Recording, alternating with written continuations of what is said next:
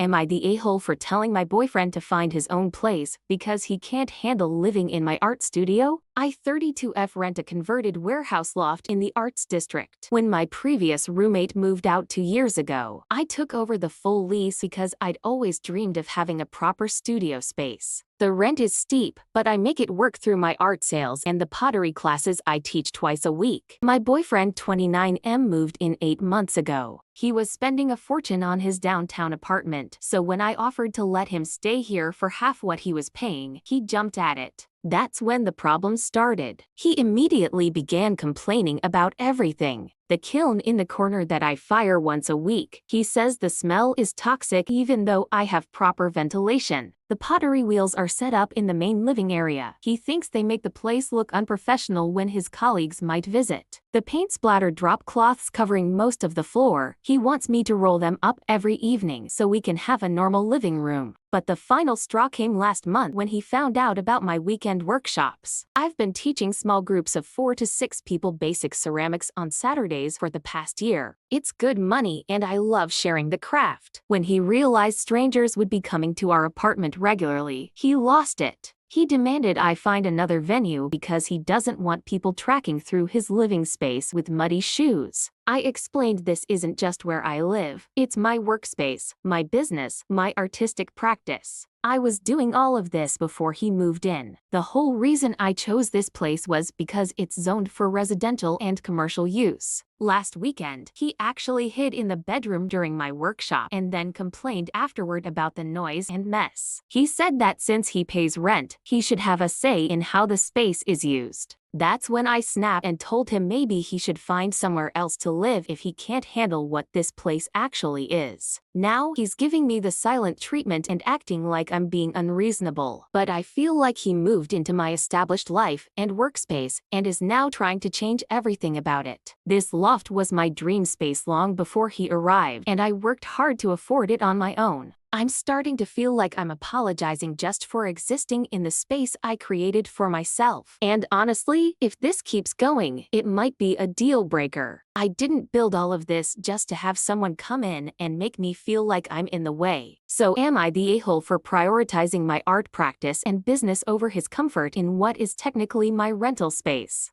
Here are the top comments. I'm sorry, but did you two have a conversation about how the space was going to be used by both of you before he moved in? Did you not think about how his presence might shift the needs placed on the space? Did he not actually pay attention to how you were already using it? Everything about this situation seems to have been set up for failure. Not the a-hole. It sounds like this experiment has reached its logical conclusion. If what he's paying in rent isn't enough to offset your lost income, and it's causing unnecessary aggravation, it's time for him to move out. Don't damage your finances and risk your living situation for a guy